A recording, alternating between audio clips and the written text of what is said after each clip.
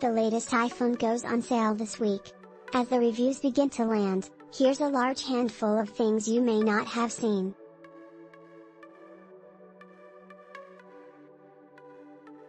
There had been some supposition that the rear camera was different this time, based on the fact that so many new features like deep fusion and photographic styles are available on the iPhone SE.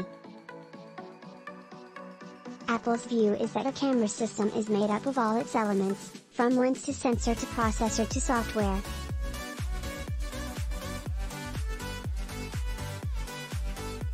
In fact, all the upgrades have come from the processing power working with iOS 15, and the sensor and lens are the same as on the 2020 iPhone SE. Which means, and you're ahead of me here, the lens and sensor are the ones we first saw on the iPhone 8, released back in 2017. Should this matter? Maybe not. The images on the new iPhone SE are remarkably good, way better than those I've seen from comparably priced Android phones. Computational photography is Apple's solution, and it seems to be working well. Actually, there's another hardware change that has helped here, too. Of course, we know about the new processor, but the received wisdom is that Apple changes the processor and nothing else. Well, it now seems that the RAM has been updated, too, from 3GB on the 2020 model to 4GB today. Presumably, that's to work efficiently with the A15 Bionic.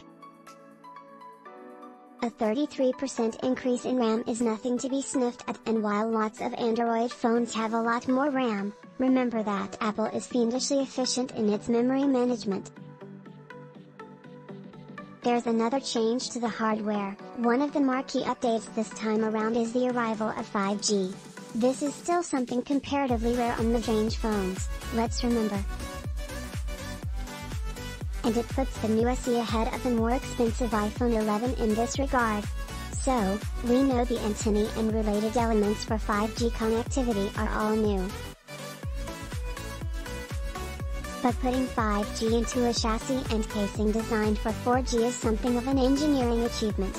Lower battery life would have been likely as a result of the new power-hungry 5G components. Instead, Apple has claimed longer battery life, by about 2 hours, compared to the last SE, which is impressive, and is borne out in my tests. We know that iOS 15 is power efficient, but it's also the case that there's a bigger battery in this phone.